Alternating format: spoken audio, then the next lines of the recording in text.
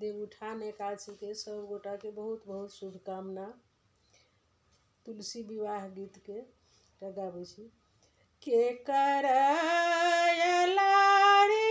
तुलसी के कर दुलारी है तुलसी महारानी के करयलारी तुलसी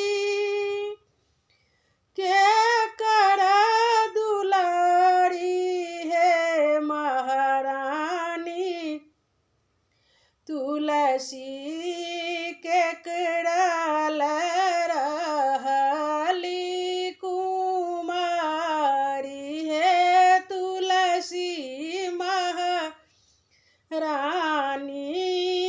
के करल रहली कुमारी है तुलसी महारानी।